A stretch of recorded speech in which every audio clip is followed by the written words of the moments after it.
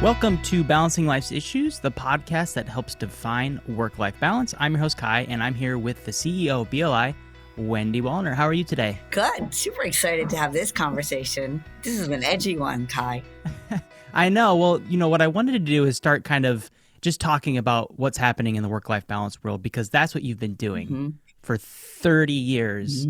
But before we get there, I just wanted to ask you, you've been wearing 2 watches lately. Yeah, What's that all about? I just took one off. So which one did you go with? I went with the Garmin, which is causing quite the fervor in the work-life world to put Apple away. And why did you go with Garmin? I really am one of the people that's so committed to the idea of having it all. And it does segue into what we want to talk about today. But, today is a perfect day to have this conversation because I didn't sleep well. And the Garmin is so intuitive and has so many settings that it gave me a message right away saying, you know what, Wendy, you're going to have to slow it down today. Yeah. And you're going to have to give yourself more of a break and be mindful that because I didn't sleep well, I can't have a day like yesterday. Right.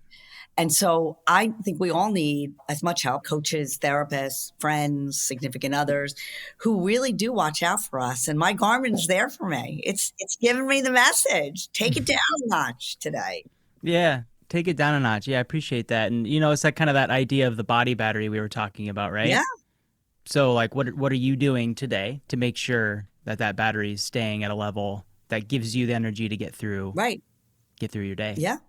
Speaking of getting through the day, there's this article from Glamour Magazine UK, and the headline, and you're already smiling, the headline is "Lazy Girl Jobs Might Just Be the Secret to Work-Life Balance." So first I have to say, maybe this is a little arrogant, but if you're a follower on our social media, I picked it up right away. I picked it up before the New York Times, before Wall Street Journal, before any of the news stations. That's one of the things that we pride ourselves here at BLI, that we're the best news clipping in the industry. We're the ones that are going to tell you what you need to know. Mm-hmm. So I think that's the first thing that I saw this entire controversy and debate coming. And I think it's important, Kai, that we set both sides up, and then I'll share why I feel so strongly about one side. So let's talk about why some people are loving this lazy girl idea and think it's the most brilliant thing ever. And by the way, I think it's interesting is that theoretically it shouldn't be gender, right? Exactly. And that was, as I read through the article as a man, I was kind of thinking that to myself, what am I identifying with here? But really it's, it refers to administrative, remote working, flexible roles, which have a relatively decent salary. Now, we're doing this today when Zoom just announced that they're making their individuals, their employees, go back to work. So how hilarious is it that Zoom, supposedly working cutting edge, is saying, no, you can't work remotely. So that already throws a cringe into this whole idea.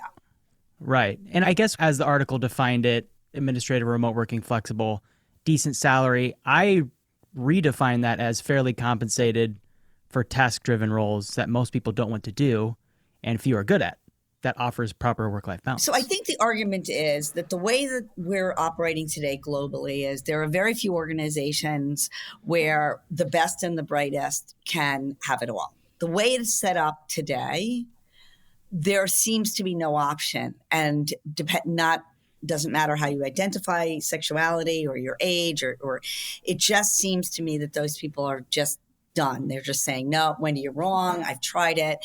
And the world at work, even not-for-profits, hospital settings, there's no choice for me except to do this lazy world and to just coast. Mm-hmm. And I'm not going to disagree. I think we have to, as companies, small or big, begin to reinvent everything. Otherwise, the best and the brightest, they're going to opt out. Yeah. And, and if there is a job at your company that has little to no responsibility and can afford someone to check out like that, whose fault is that? Right. More often than not, we look to the employee to blame, the Great Resignation, like this anti-work movement. But quiet quitting. Why is the workforce in this mindset, right? I think it's really interesting. One of the things that I've always thought was so profound was, if you're a doctor every year, you have to go back for training to keep your license, a dentist, a plumber, an engineer. I mean, you could go on and on, right? But me as a CEO, theoretically, I graduated from University of Pennsylvania, grad school, Syracuse undergrad. I never need to take another class, right? I mean, I'm supposedly done. I'm a cook. Right. Chicken, I'm perfect. So that's the first thing is that, now I know this is self-promoting, right? Because I believe in education and training. That's what we do. But I start every morning listening to podcasts. What do I need to learn today? And how am I going to change the organization? And it's a little crazy, right? It's a little Wild West here at BLI. I almost never know when anyone's on or working or not working. I mean, it's definitely, and I can understand where certain leaders are going to say that's too much. I can't handle it. I think so. To me, this is a shout out to leaders in organizations, to managers in organizations, to be very mindful of if we want to get amazing people like Kai or his wife or my kids or any of these people that are really the ones that are going to bring us into the next phase of amazingness, then we have to reinvent everything. Right. Which takes work. And, I think you're speaking to the younger generation that's coming up, that is stepping into manager roles, that's stepping into C-level roles, right? I would argue most of that group is pushing back against the traditional notions of what work is. Because they're not inspired anymore. But there's a bigger problem here that I want to make sure. So let's just stop for a minute and say congratulations. You have a new little one in the world. Oh, yes. Miles Eric. Miles Eric is coming into a world that we want to believe he can do whatever he wants and have it all. Mm-hmm. And be proud of himself. And my concern mostly, and I interviewed, maybe 20 or 30 people in the last week for today's podcast about this lazy, is are they proud of themselves when they opt out? Right.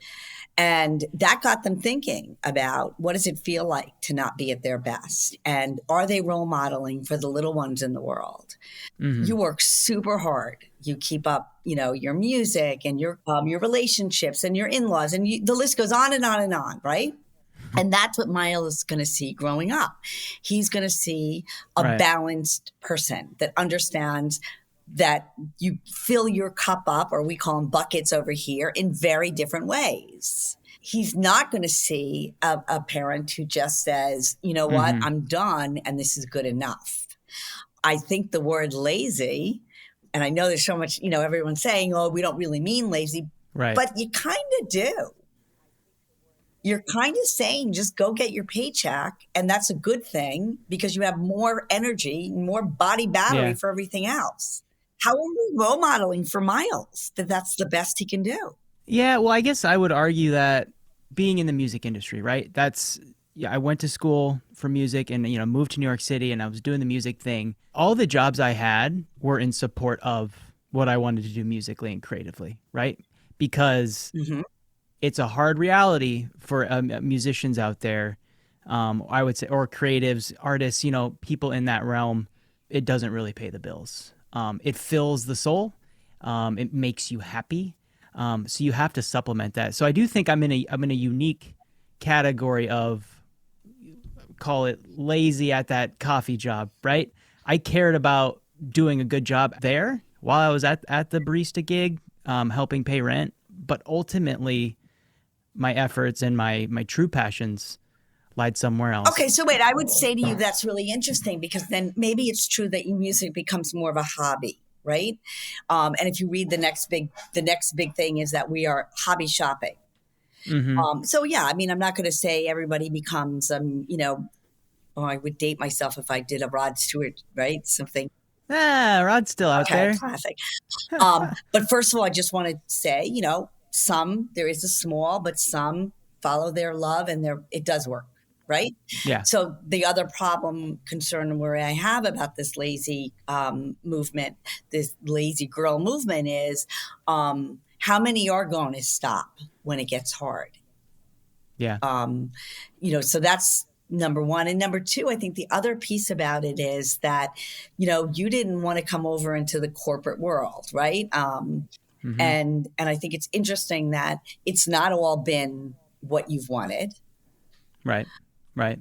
It's not, there are many meetings that are like, oh, do I have to do that meeting again? Or, right. Hmm. And you can talk to that, but you're not taking a lazy way out. So there's a middle ground there that the Yeah. employee also has to meet, right? Yeah. It just kind of seems though at the end of the day, as an employer, right? I think a lot of our listeners are employers, are managers, and we want to communicate how to communicate with a generation that's coming into your workforce And parents. and One parents. thing Yeah. I love that we do, and I did it yesterday for a very big client, I made it clear that we always sit here wearing many different, at every moment we're wearing, not that one BLI podcast hat, right? Right. Hmm. And even Miles, at his whopping 6 weeks old, is watching and listening and hearing to every word you say. Right. And matter of fact, there's some cultures who say they're born at 1 because they count in utero. They say, hey, Yeah. what are you talking about?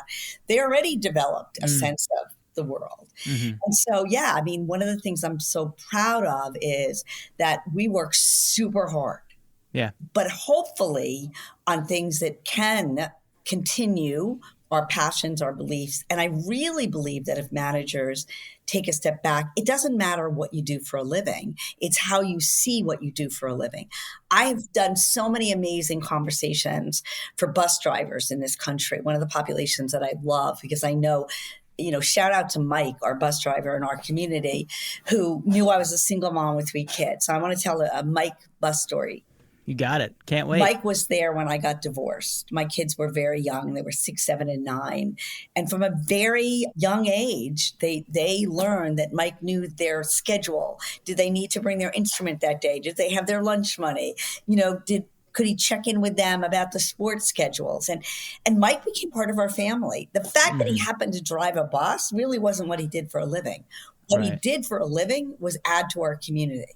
Yeah. Engage with the community. Be And there. Support. care. And I Right. think it's interesting, Mike, that when I read these articles about this lazy girl, it sounds like they're so emotionally detached from their world. What kind of community are we going to have? Yeah, I mean, it is where you find yourself in a moment. And, granted, everything we've experienced the last few years, I was somebody who had to quit my job because I had the space finally to understand how I didn't think I was being fairly treated, right? Long way of saying, here we are, I'm being fairly treated because there's a work-life balance. But it started with a conversation, Wendy, and I think you often check in with me as an employee, with all of our employees. There are often staff meetings where you're like, let's talk, guys. Like, how are you feeling? How are you balancing all this? And I admire how you help the company pivot this way, that way. So it's always good to talk to you, Kai, because then there's a call to action. So the first thing is, instead of doing this idea of an exit interview, which companies do, we should be focusing on a stay interview, right? And Hmm. it's, what do I need to do to keep you here? And what do Right. I need to do to keep you challenged? So not for every Yes. project, because that's unrealistic, and we're adulting. We are in the adult world, right? Yes, we are. So, but what do I need to do that enough of it is, oh, you know what? Yeah, I have this today, but I'm going to fill my body battery. And I want to talk about something that's important to me. Like, I've been back to running, had a health scare, back to running. Everybody kind of knows I'm not really good at it, but I'm back to running because we know our physical bodies. First, I was a little self-deprecating there. You're out there running. That's great. Yes. Start there. Yeah, Okay. you know what? Let me tell you, the runners out there, you need to stop asking me my miles. My minute mile? Yeah, Right. it's not a But question. and I love it because now the Garmin watch sends me, you're an inspiration. And Love it. right? But I think what's interesting is, for this conversation, and maybe it's a good way to sort of sum up where we're going here, is our mind is connected, right? We're just figuring that out in this culture. Like when I was in Thailand or Egypt or some other cultures, the mind-body connection is 5,000 years old. It's who they are. Sure. Part of it, right? Right. I mean, they built the pyramids with no email, with no, Yeah. they built the pyramids, right? Some think that was the All aliens, right, but I'll yes, take the go on. aliens. They built it without email. They built it without any, That's fair. but they built it because they also focused on intellectualism. And it is the extreme opposite of lazy. It is the extreme opposite of how hard it is to do something, how challenged you are, how welcoming you are Yeah. to really fail. And that's all out of my comfort zone. Right. Yeah. But it's kind of cool. Yeah. And I'm kind of getting excited about it, and it's kind of charging my body battery. Yeah. I think it's interesting to think about it. It's not just our bodies, it's our minds, and it really is the exact opposite of being lazy. Yeah. Yeah. That call to action today is to go have that conversation with your employee. Have the stay interview, Yeah. right?